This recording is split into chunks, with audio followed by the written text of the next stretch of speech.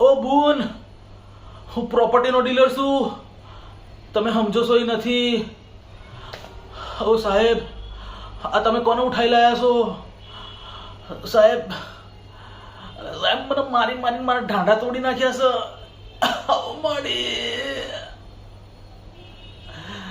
સાહેબ, મારથી ભૂલ થઈ ગઈ. મારે તમારી કાંઈ પ્રોપર્ટી નહીં જોતી. તમે મને છે ને આ સોડીથી દૂર રાખો. સાહેબ, અલા હું ભૂત હોઉં કે ના હોઉં, પણ આ બુન જીવતા જાગતા સુડેલ છે. હું હામાંથી એને પકડાઈ ગયો તોય છે ને તું મને મારી મારીને તોડી નાખ્યો છે.